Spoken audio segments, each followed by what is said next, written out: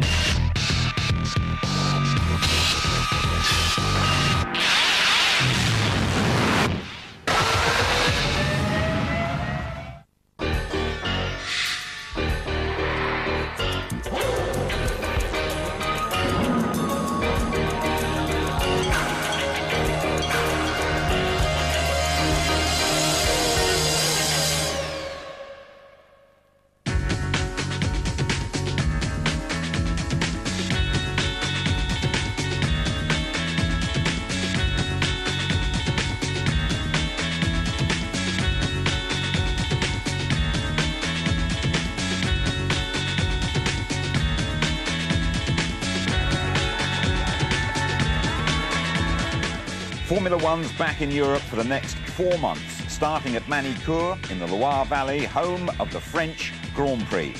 Hello there, Jim Rosenthal here, welcoming you to the highlights of this afternoon's race. Coming up, there's the best action, the drivers' views and Tony Jardine's verdict. First, a reminder of qualifying with James Allen. It was the first wet qualifying session of the year, and for once, the fast times came at the start of the hour rather than at the end. As the top teams made the tactical error of waiting for the track to dry out, it was Stewart's Rubens Barrichello, Sauber's Jean Alesi and Olivier Panis in the Prost who set the fastest times in the first 10 minutes. As the rain fell more heavily, the rest of the Formula One field faced a tough question: go out or stay in? No one else got it right. The major losers, Mika Hakkinen, who finished up 14th, Eddie Irvine down in 17th position and Damon Hill in 18th. The gods are not smiling on Damon at the moment. First, his race car caught fire in the pits, then he spun the spare car, before that too burst into flames and finally called it a day. Great or small, the rain once again proved the ultimate equaliser. With the situation becoming desperate in the closing stages, David Coulthard did well to grab 4th place ahead of Heinz-Harald Frentzen and Michael Schumacher. For once, the conditions were just too much, even for the Rainmaster. To the delight of the Stewart team, no one could top Rubens Barrichello's early flyer. It may be a highly unusual looking grid, but with some lively racing guaranteed, it's vive la différence. So Barrichello on pole position, his second and Stewart's first. Alongside him, Frenchman Jean Alesi, and on row 2, Olivier Panis, also giving the home crowd something to cheer about. But they'll be hard-pressed to stay ahead of the top runners: David Coulthard, Heinz-Harald Frentzen and Michael Schumacher. Row 4 sees Fisichella's Benetton ahead of Jarno Trulli, Johnny Herbert in the second Stewart and Ricardo Zonta posting his best ever grid position. Diniz is 11th ahead of Villeneuve 12th and Wirtz 13th, with 14th place Mika Hakkinen having his worst grid slot for 37 races. Then it's the two Williams of Zanardi and Ralf Schumacher, followed by Eddie Irvine. Damon Hill, officially outside the qualifying threshold, is allowed into the race by a steward's waiver. Likewise, the two Arrows and the two Minardis. It's the French Grand Prix with your commentators Martin Brundle and Murray Walker. Fingers crossed then for the weather. We're with Alesi. Look to the right, and it's Rubens Barrichello. As ever, look for those 5 red lights coming on one at a time, going off together to lead to a pre-programmed pause. And then the race starts. The green flag waving in the background shows that everybody's in position. And in Manicourt in France. Yes! Good start by Barrichello. Good start by Barrichello. David Coulthard goes up into 3rd place, so already he has made a position. It's Barrichello leading Alesi, leading David Coulthard, and Olivier Panis has dropped back to 4th position. Heinz-Harald Frentzen in the yellow Jordan is 5th. Barrichello leads. I think Herbert had a very poor start. Johnny Herbert falling back through the field. What did you say? Barrichello making the perfect getaway under pressure. And that's Frentzen coming up into 4th place. So Panis really losing out on that first lap, with Schumacher already round the outside of him. Schumacher is up to 1, 2, 3, 4, 5th position from 6th on the grid. And Eddie Irvine carving his way through the field. He's up behind Damon. There is Damon Hill. He's going well too. And Frentzen. Frentzen with Michael Schumacher trying to get at the inside of him into 180. And Häkkinen also already up to, I believe, 10th place. Mika Häkkinen flying through the field, coming up towards Imola, the right and left, and that leads into the Chateau d'Eau. The race leader, Rubens Barrichello, 1 lap almost completed, 71 to go, and he's got a gap between himself and, as I thought, Jean Alesi, I think, is starting to hold things up already. Across the line goes Barrichello. David Coulthard is challenging Jean Alesi, and the gap between Barrichello and Alesi is 1.1 seconds, almost 1.2. Riding with Alesi now, round the right-hander at Estoril. Building up to 190 miles an hour as you see Rubens Barrichello braking hard for Adelaide, the right-hander. And Coulthard is going through. David Coulthard takes Jean Alesi. Yeah, Alesi may come back on the inside, but Coulthard closed the door. That's an important move for Coulthard early in the race, because his car is clearly faster than the Sauber of Alesi. And Coulthard, fastest man already in the first part of this second lap. But just a quick run through. Hill is still down in 17th place, but Häkkinen already up to 9th place. Mika Häkkinen sailing through the field from 14th on the grid to 9th in the race. Michael Schumacher from 6th to 5th, and Eddie Irvine still down in 18th position behind Damon Hill. In fact, he's lost a place. Damon Hill's got past him, so Barrichello leads. Coulthard closing up on him. Alesi is 3rd, Frentzen is 4th, Schumacher is 5th. Then the 2 Prosts of Olivier Panis and Jarno Trulli. And you have seen Mika Häkkinen go through your pictures as the race leader, Rubens Barrichello, completes his 2nd lap.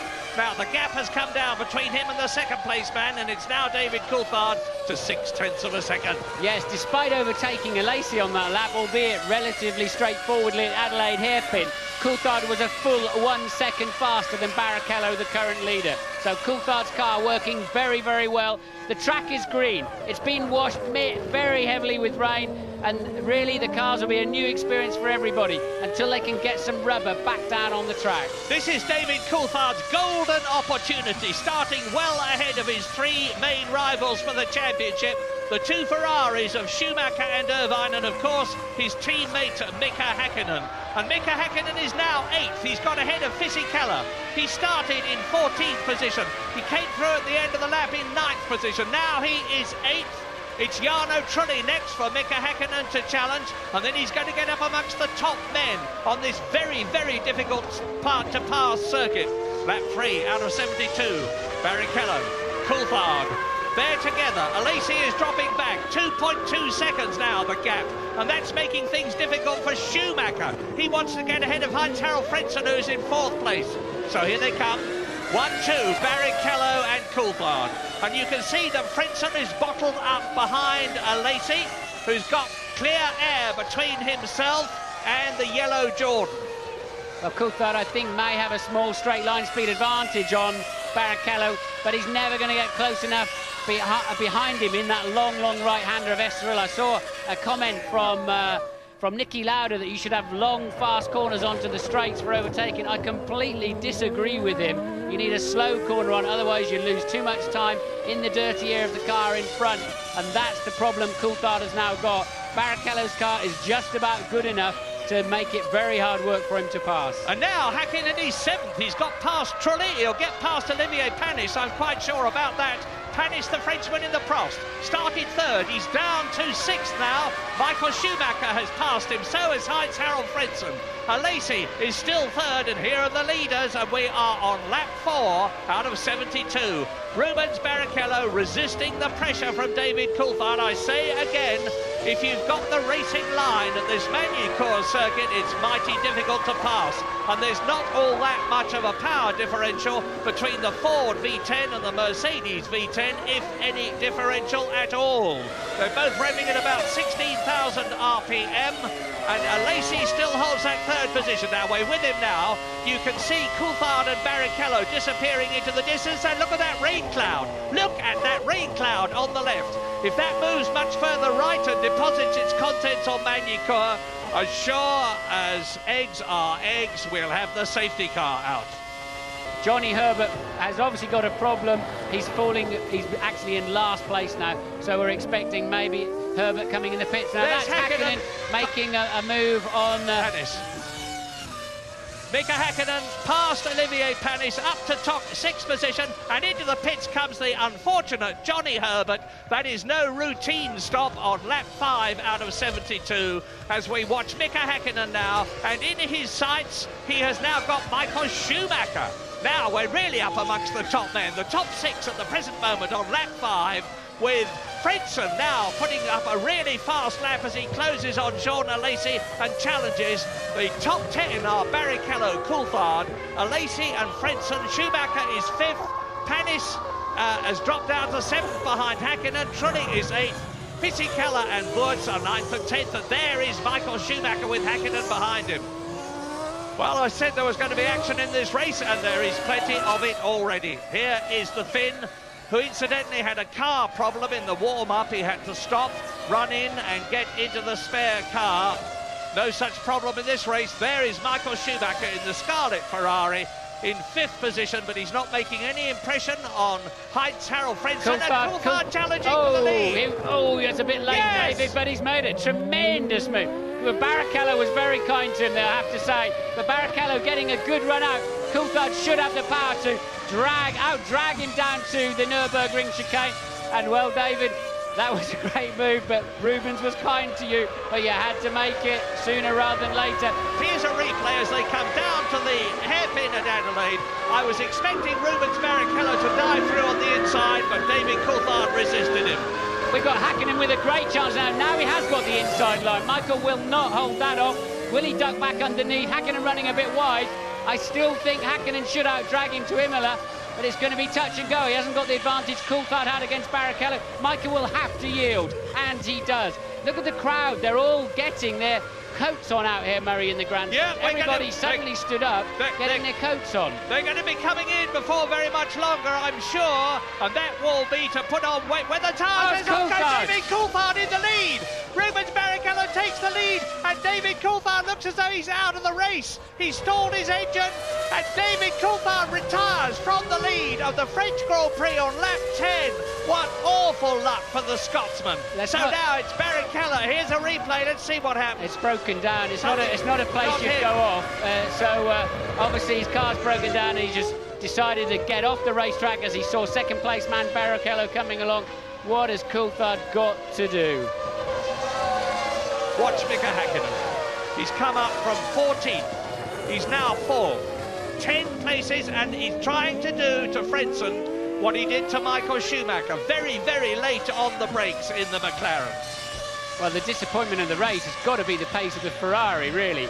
And Michael Schumacher falling away from that battle quite quickly there. Still in 5th place as Alesi locks the inside the left front wheel going into 180. Not unusual going into there, it has to be said. And Hakkinen very much stalking Frentzen for that 3rd place. Didn't take Hakkinen long to get through the pack, did it? It did not. And Eddie Irvine, on the other hand, is taking a long time to get through the pack, as you see Coulthard's McLaren being removed. And Rubens Barrichello now has an ever-increasing lead. We're with Alesi now of 4 seconds. I suspect this is just the lock-up, the replay of when we saw Alesi locking the left front. You could see him moving the steering wheel around. They've just eased the brake pedal back a little bit, trying to reattach the wheel to the tarmac, and he did that rather nicely. Here we go, Murray. Now it's a much different situation for Hakkinen. He managed to stay close enough. He should be able to come up the inside. Will Frentzen close the door? Not impressed. Clean as a whistle. Clean. Oh, yes, he goes. Frentzen dives up alongside him, and he's going to... But Hakkinen has got the inside line for the left-hand bend. Now there's a right-hander that follows, and Hakkinen chops across quite safely the front of Heinz-Harald Frentzen, now up to 3rd position. You are watching an absolutely superb drive by the reigning world champion Mika Hakkinen. Here's a replay. Yes, Frentzen should have come to the right. It was clear that it's for all to see that Hakkinen was going to have a go at him and got more straight. He already knows Hakkinen's faster in the straight, and Frentzen just left the door absolutely wide open. And now Hakkinen's bearing down on Alesi, who I think is doing rather well. Here are the top 10 on lap 17 as you watch Schumacher pushing Fisichella for 8th position. Barrichello leading by 4.6 seconds ahead of Jean Alesi, who is in 2nd place, with Mika Häkkinen tucked up under his rear wing, ready to challenge. 4th is Frentzen, 5th is Michael Schumacher, 6th is Olivier Panis, 7th is Jarno Trulli, 8th is Fisichella that you have been watching, and now in 9th position is Ralf Schumacher, followed by Eddie Irvine, who's come up from 17th and is now carving his way through the field. Now this is Alesi versus Häkkinen. And Schumacher gets through ahead of Fisichella, who has to yield, and Ralf Schumacher is now up into 8th position in the Williams.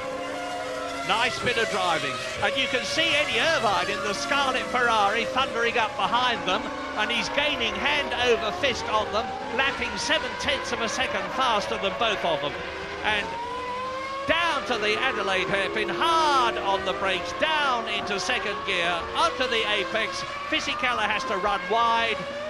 Schumacher lets his Williams run wide, gets right in front, and Häkkinen now is still right up with Alesi, who still resists him. And now Häkkinen ever closer. Look at the slipstream he picks up. Tremendous speed he picks up then. And again, Alesi braking as late as he did. Oh! And they've both gone wide, and will that let...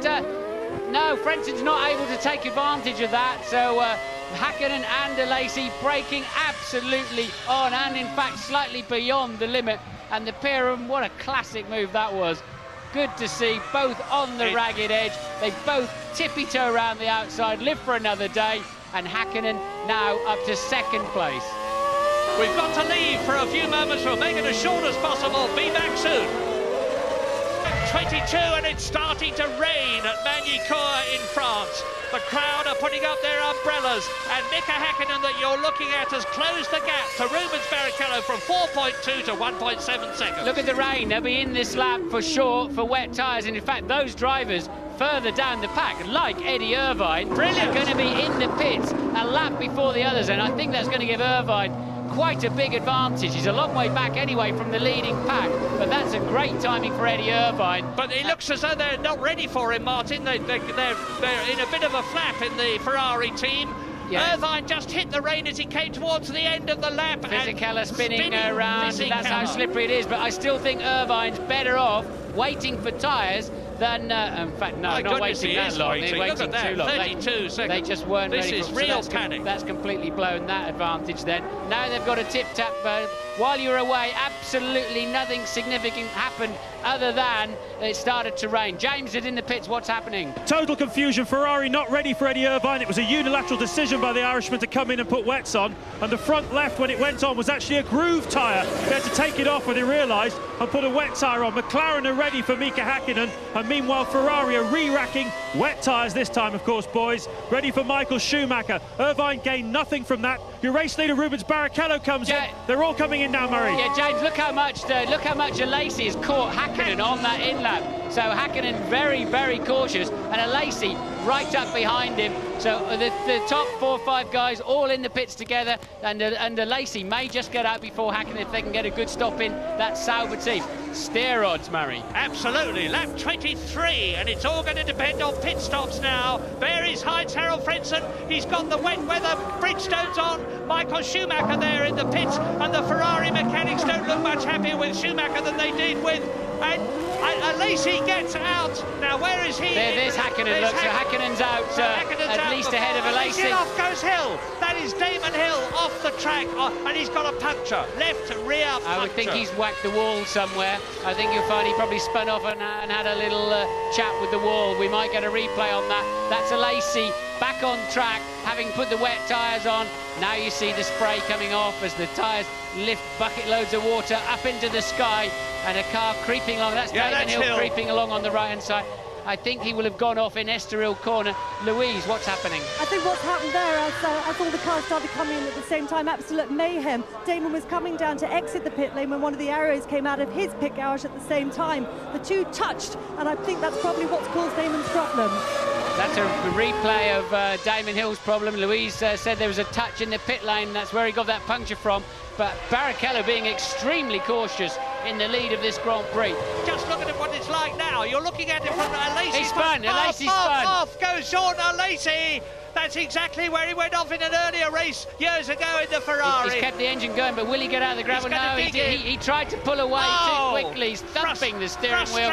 And Lacey should have just, so easily let that clutch out. To be honest, I think he was beached anyway. So Lacey having a harmless spin in terms of damage, but look how angry he is, and I do feel for him, because there's not a lot you can do. It's the Chateau d'Eau, ironically, the water tower corner, and Lacey certainly found plenty of water there, didn't he? Shaking his head with a mixture of rage and frustration as Heinz-Harald Frentzen moves up into third place, Schumacher into fifth. Here's a replay, and the Sauber just spins as though it was on safety car. Safety car is out, Murray. Behind the safety car in quite dreadful weather. I've seen as bad, and I suppose probably I've seen worse. Donington 1993 was just as bad as this for the whole race. But Barrichello leads. Mika Häkkinen there, who started down in 14th position, has brilliantly fought his way up into the lead, and now back where he is now. And that's a Williams off and a Benetton off. So I reckon, now I'm just looking, I wonder if it's Fisichella and Zanardi, but I'm guessing it's Villeneuve and Wirtz have stopped in there. That's Wirtz's Benetton. They've obviously aquaplaned off the road. They're on wets, look, so they've aquaplaned off the road under safety car conditions, because they've already made their pit stop. And we also know that Villeneuve stopped somewhere in the same area on the racetrack. I haven't picked him up with the cameras yet. We did see a second car in there. And so it's the BAR of Villeneuve. Now you can see it in the background. Genet has gone off as well in the Minardi. So we're going to be down to 13 or 14 cars. You can see, looking across at the skyline, that the conditions are visibly better than they were. It's infinitely brighter. The rain has well stopped. A lot of the water, by no means all of it, is on the track. And the lights are out. Now we're at Imola. The right, the left, now up to Chateau d'Eau, the right-hander. And Oliver Gavin gets ready to peel off and into the pit lane. Are you ready then? Because now the French Grand Prix is again. I can tell you, I will be so nervous. Now, Barrichello's takes over the role of the safety car. Barrichello now has control, and he's going to back them all up, and then he'll scamper out of that last corner as quick as he can. There'll be plenty of spray, and there he goes. So Barrichello leads in. Nobody can overtake to the start-finish line, and they're through, but plenty of spray, look, and a lot of pressure on Barrichello. I can tell you, they're all super nervous on the restart of this race. So easy to make a small mistake and be sitting in the gravel trap. But Barrichello has the advantage. Clear track, no spray. Häkkinen is taking a faceful. So is Frentzen there in third position. Michael Schumacher is still fourth. I didn't see him behind the yellow door. There he is. Michael Schumacher still in fourth position ahead of Olivier Panis. And this is the half distance, lap 36 out of 72. As Schumacher challenges Frentzen and runs wide, loses momentum. Frentzen accelerates away. Michael Schumacher's car is set up for wet conditions with more downforce from the rear wing. This should help the German. Michael Schumacher challenging Frentzen. There they are, first, second, third, fourth.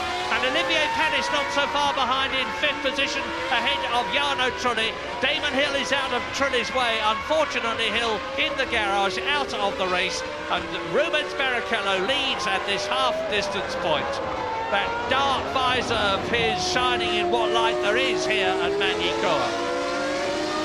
Once again, Barrichello being particularly cautious, but hasn't stood him in too bad a stead this afternoon. He does still continue to lead this race, but Barrichello, quite a wise head on him now, but being super cautious, and if Häkkinen gets a sniff, I think he'll pass him easily under braking. Schumacher getting visibly worried. He wants to get past Frentzen. He can see that Barrichello and Häkkinen are going to pull away from him.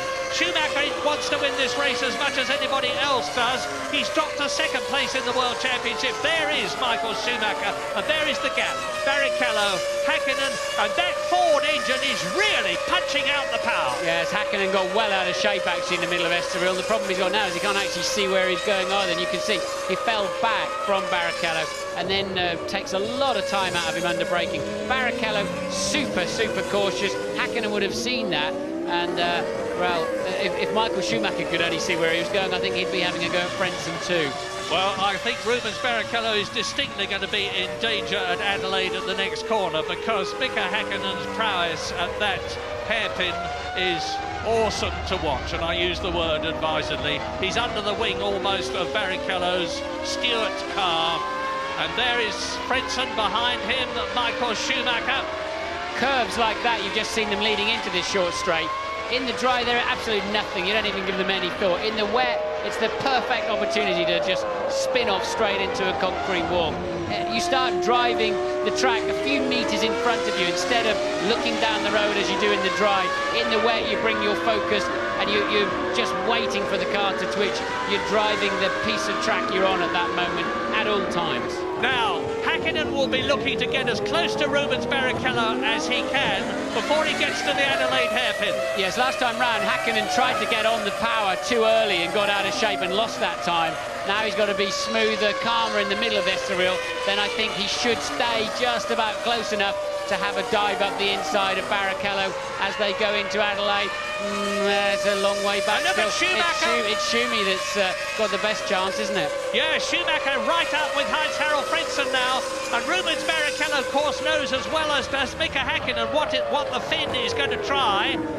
And he tries right up behind Rubens Barrichello. Oh, he's going to spin. He caught the white line on the inside. Through goes Schumacher.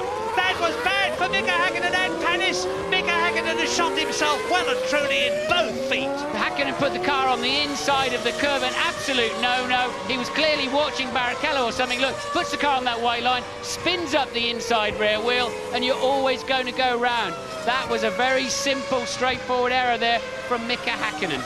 And Michael Schumacher has got the bit well and truly between his teeth. He knows that Häkkinen is out of the running. And now, can he get past Heinz-Harald Frentzen as they come out to Adelaide? Look at the spray.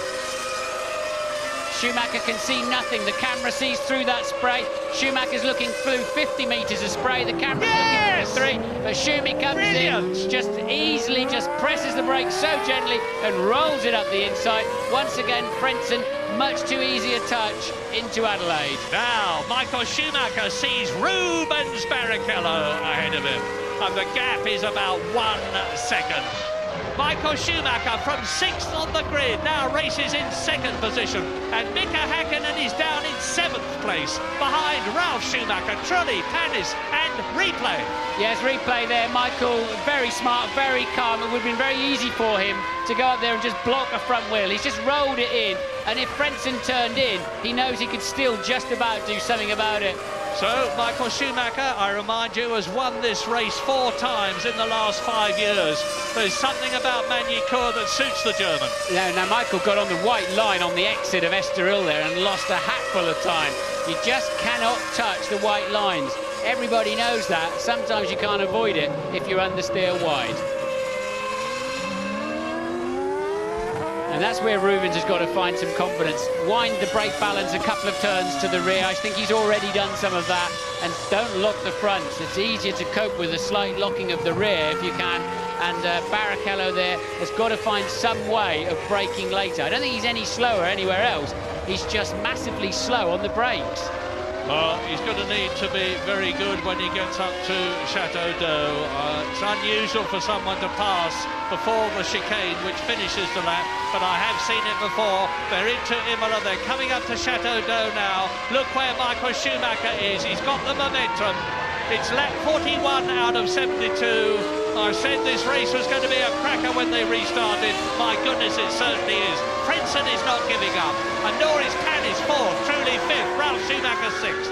Mika Häkkinen is still out of the points, and Schumacher is right up with the Stewart now. Now is the time for Michael Schumacher to get through as they come up to the Grand Curve. On the inside, is he going to know? No, he won't get through there, but Häkkinen must think his world's come to an end. He was about to he took the lead of the race, or about to take the lead race, spins off, goes back into 7th place. Now he's got the Irvine's Ferrari all over the back of him. So Häkkänen's afternoon turning around in quite a hurry, and still Barrichello maintains enough lead, and he now breaks up the inside, and there seemed to have been a lot more grip. Look at Schumacher! Fantastic, unbelievable, Rubens, you've got to break later, my friend. And now Schumacher blocks the apex again nicely, but Barrichello gets away. It's almost like Michael was out of gear. It's like Michael was in the wrong gear. So Schumacher came in so deep, I'm not sure he really intended to arrive quite that fast. Look at that. I hate to remind the Jerry Myers that after the Spanish Grand Prix they were moaning and groaning and whining about dull Formula One. Then we had Montreal, and now we've got this. This is great motor racing. Now break on the inside, Rubens. There's a lot more grip. There he goes. Look, yes, he's taken an unusual line where the tarmac is less used, less polished. You get an awful lot more grip there. Rubens just seems to have found that, and suddenly Michael didn't take as much out of him. Well, my hat comes off and my heart goes out to Rubens Barrichello. If he can resist pressure like he's getting now. And Eddie Irvine has got ahead of Mika Häkkinen, unseen by us. Look, Michael's got his wheel up the inside and Rubens is having to yield, but there's more grip around the outside, the go-kart line, and Rubens still somehow leads this Grand Prix. What incredible maturity. And Mika Häkkinen is in real trouble. He was right up at the front. He's now been passed by Eddie Irvine, who, as he did in Montreal, is really on a charge. He's in 7th position ahead of the McLaren. No McLaren in the points, one Ferrari in the points, and the other Ferrari 1 place behind Jarno Trulli, who is 6th. That's Barrichello leading. Schumacher is 2nd. They're completing lap 43. That's Heinz-Harald Frentzen behind them. So it is Stewart, Ferrari, Jordan, and in the background you see the other Ferrari of Eddie Irvine. There's only 5 seconds covering the first 6 places. Now Michael's got to not let his car run to the outside white line. He's got to stay on the black stuff, and he just does it. So he doesn't lose as much on Barrichello this time.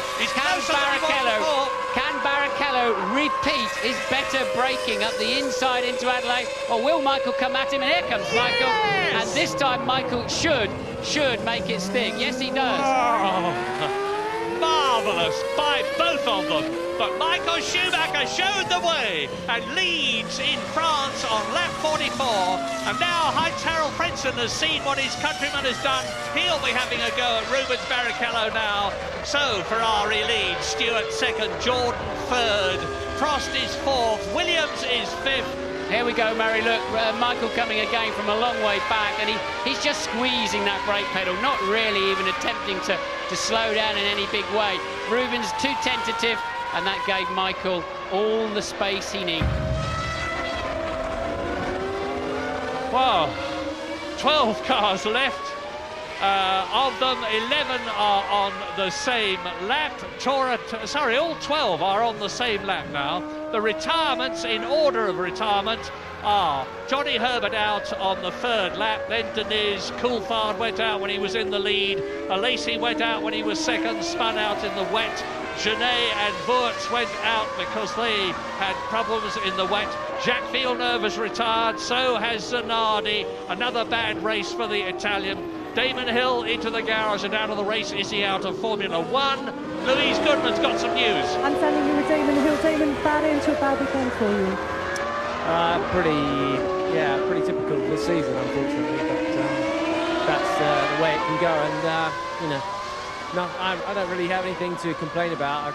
I have just a lot of bad luck, but also didn't perform as well as I'd liked either. So a bit of a shame, because actually in the race I think we could have maybe clawed our way through to do something, but because I made a good pit stop at the right time, but then it all went pear-shaped when an arrow's punctured my tyre. And you're now saying that this could be your last race for Jordan, is that correct? It may well be, yes. There's some deciding to be done about Silverstone. He's now into his 54th lap, he being Schumacher. Look at the battle for 2nd behind him. Barrichello has got Frentzen right up behind him. Frentzen has got the Prost right behind. You can see in the pit lane they're getting another steering wheel ready for what must be Michael Schumacher's pit stop. So maybe he didn't go off the road. Maybe he just had some kind of gear selection problem. Remember when he first passed? James, what can you tell us? Well, it's absolutely right, Martin. I don't know what sort of crystal ball you've got up there, but it's obviously a very expensive one. They've got Ignazio Lunetta, his race engineer, has got a spare steering wheel ready. Now, we've seen this a number of times with Ferrari where Schumacher's had gear selection difficulties. I was listening to him as he accelerated out of the final corner past me in the pits, and he was short shifting on the lap where he lost all that time. I think it's possibly the problem he had in that hairpin as well. He was looking for a gear, it wasn't there for him. I can tell you one other thing is that when he stops, he's putting wets on. Thank you, James. You may be wondering why on earth he's going to change a steering wheel if he's got an engine problem. The answer is that so many of the functions on the car these days are controlled from the steering wheel that if you change it, you get better connections. And there's the confirmation. The new wheel, it'll only take a second or so to slot into position. He won't lose any time on top of the fuel stop and the tyres. And now look at Frentzen with Mika Häkkinen right up behind him. They've just scrambled past Tora Takagi. Rubens Barrichello did so better, as a result of which there's a gap. And that's Irvine. That's Irvine off the course. He was in 8th position. And into the pits comes Michael Schumacher. Now, let's watch him Eddie stop. Irvine took 7 seconds. He's got, I don't wonder if the engine stops if they change the wheel. No, it doesn't. They've got that one off to a fine art, haven't they? Does he? I don't think they have to restart the engine. Michael's got it on. He says, yeah, it's fine, let's go. Oh, no, the engine's not running. Not go. Oh, no. Yes. It took a while to get some kind of gear. So Michael with 13 seconds. He's lost 6 seconds, Martin, on that stop compared with Eddie Irvine. So now the race leader is Rubens Barrichello. And this is for second. This is for second, Murray. Look, Häkkinen with a chance up the inside of Frentzen. He's getting a bit wiser now as the race goes on. Keeps a middle line and very much keeps that second place. Olivier Panis darting about all over the circuit, trying to find some wet tarmac, because he's only made one stop. His tyres are overheating. He's looking paradoxically for some water to drive through to cool them down. Yes, and well, we saw Schumacher definitely put wets on again, and that's got to have been the right decision. And here's a replay of Irvine about to take a trip across the grass. I suspect he locks his front left going into 180 and just just drifts wider and wider and wider. I've been across that bit more than a few times, and it just sucks you in. You just cannot get away from it. And you go around the outside, it fills all the radiator ducts up with stones, but it's not too much of a problem. They come out in the next 2 or 3 braking zones. Race order now as you watch this battle. Barrichello leads Häkkinen, Frentzen 3rd, Trulli 4th, and he's in the pits. Michael Schumacher will go up to 4th position ahead of his brother, Ralf Schumacher. Right, Häkkinen got a better drive through the middle of Estoril, and that's going to get him in front of Barrichello long before the braking area. Lovely. So Häkkinen takes the lead. Michael Schumacher's speed, remember he had a 13-second pit stop, didn't really come out and set the world alight with his lap times as Häkkinen defends that lead. Barrichello's still getting a nice drive out, but no way he'll get back at Häkkinen from there.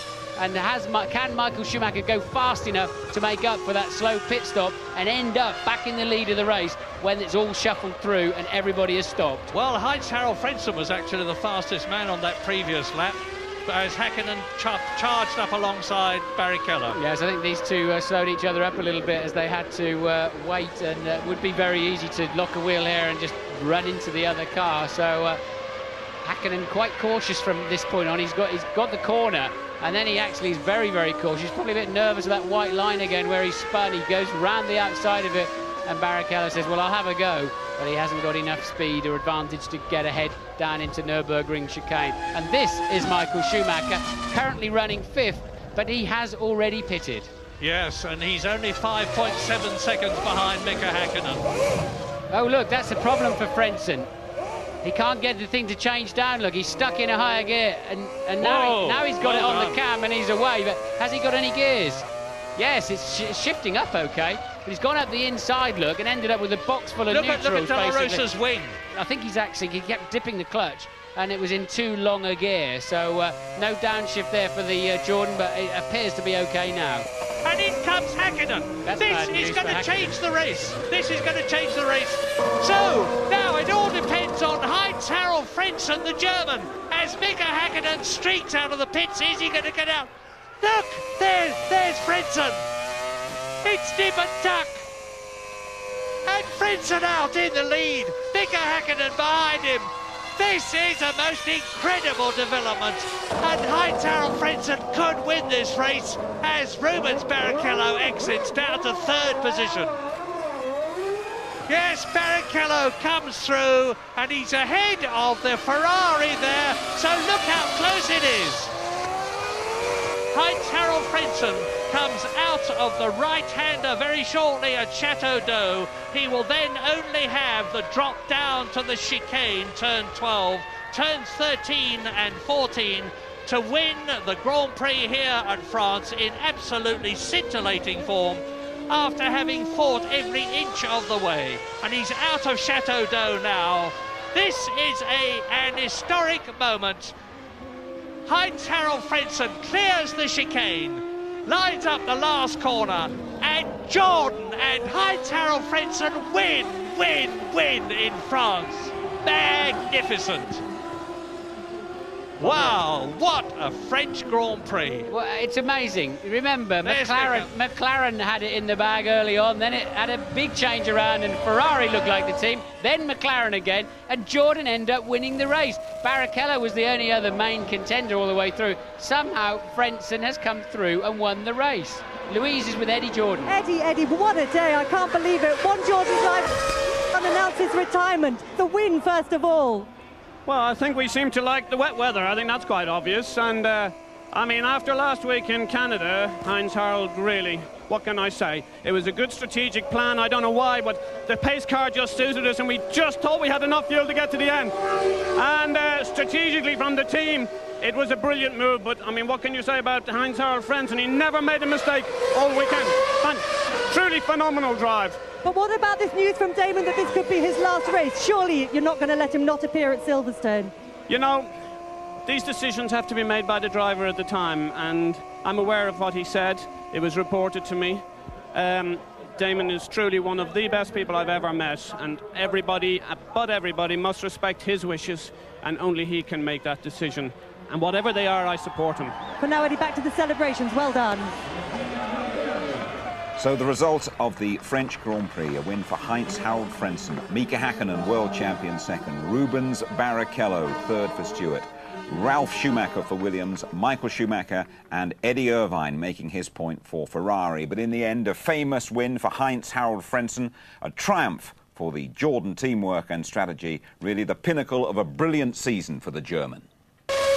I noticed that the guys around me must have been less fuel because initially they pulled away quite quickly, but luckily then the pace car came in, and then we had time for the radio conversations to the pits, talking about the strategy, and I knew that I was then pretty heavy on fuel. It was pretty tight. That I had to save a little bit of fuel in one stage to make it to the end, but we have good radio communications, and the communication worked out perfectly.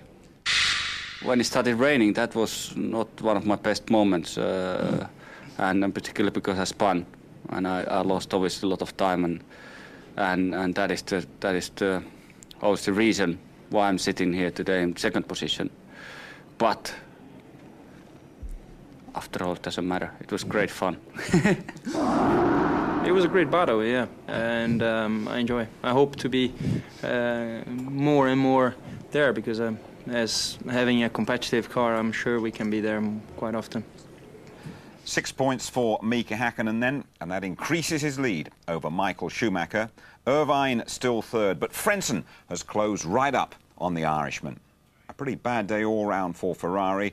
McLaren are now just 6 points behind them. Jordan's maximum puts them clearly third. Williams, thanks to the consistent Ralf Schumacher, well, they overtake Benetton. Absolutely magnificent race, Tony Jardine. So much going on. It was a thrilling race, and there was so much activity. What was thrilling for me about that whole thing was the conditions were so dire. and you saw tremendous car control from the guys. Can you imagine trying to drive in no visibility whatsoever? They must have been looking for the little markers at the side of the track. It was unbelievable. 55 garden hoses on your face all at once. I don't know what David Coulthard has done this season, but he's having absolutely miserable luck, isn't he? Absolutely dreadful. From 4th place on the grid, he was the best British hope, and this is the second of his great charging manoeuvres to go into the lead, the second of his replays. And down from 190 miles per hour, what does he have to do to get reliability? Uprated engine from Mercedes for this particular race. Look at him there, in great forceful form, as he was in Canada. And then he retired very shortly afterwards. Now, you know, he's stuck in 6th in Australia, gearbox went in Monte Carlo, here we are out again. He needs a win to restore his confidence. Terrifically pleased for Heinz-Harald Frentzen. His transformation virtually complete, but there was a bit of in-car footage and we thought, hello, he's had it, he's finished. Yeah, Pedro de la Rosa, who's trying to get round him and lap him, and there you see on the inside, fabulous. And suddenly he's all revs and no cogs, he can't get in. Whether he'd missed the paddle, whether there was a little bit of water in the electronic system on there, it starts to clear again. And of course, the heart of Heinz-Harald Frentzen must have started beating again. So, but that was a dodgy moment for Jordan. This was supposed to be a yawn of a Grand Prix, wasn't it? They all knew the circuit and they were going to dawdle around and give us no instance whatsoever. It was hard to find out who was actually in the lead at many given points, but there was one absolutely crucial pit stop, wasn't there? Very crucial indeed, and they both came in at the same time. It was Mika Hakkinen and Rubens Barrichello. 7.7 seconds here for this Mika Hakkinen stop. And there was a little bit of a jitter here. It seemed to just hang on for a little bit. Had he got it in gear? Not sure. And away he gone. Should have been a little bit faster. That Rubens as well. Meanwhile, Heinz-Harald Frentzen just surfed straight past into the lead and goes on to cruise for his 2nd ever Grand Prix win and the 2nd ever win for Jordan Grand Prix. Absolutely fantastic. But bittersweet for Jordan. Just to talk finally about Damon Hill. All the papers, the Monday papers, will be full of, is Damon Hill going to quit? Is he going to carry on? What would you think? Well, the situation's exacerbated because you've got the coming man, Heinz-Harald Frentzen, the going man, potentially, Damon Hill. He must be so upset by that result and so disheartened by it. But if I was the sponsors, if I was the team, I would plead with Damon Hill to go to the British Grand Prix, then sort something out after Silverstone. If he gets a good result, perhaps he'll stay on for the rest of the season, which I believe he should do to help the team maintain its 3rd place in the constructors. Tony, thanks very much indeed. So here's your complete rundown of a captivating race. Frentzen first, super for Jordan. Hakkinen's best ever result in France. Barrichello 3rd, terrific drive. Ralf Schumacher 4th again, carrying Williams single-handed. Then Big Brother, followed by teammate Irvine. Trulli and Panis just out of the points for Prost.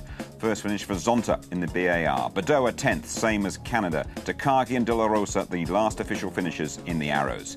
Fisichella spun. Hill's engine went a few laps after Zanardi. Villeneuve, Wirtz and Genet all crashed out. Alesi spun just before the safety car appeared. Electrics finished the unlucky David Coulthard and Deniz. And Johnny Herbert was first to depart the French Grand Prix. Well, Canada was excellent. Manicourt, simply magnifique. But there's no place like home.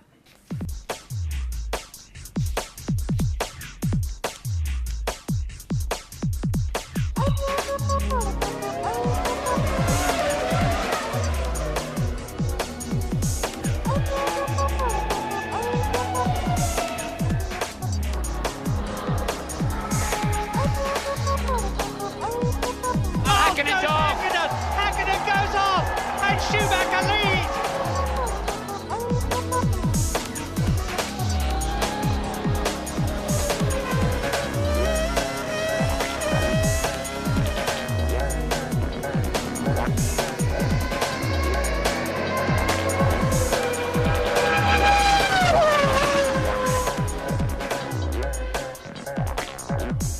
Full ITV service, starting with Murray and Martin F1 special, 11:30 Friday night. An hour later, if you're watching in the London weekend region.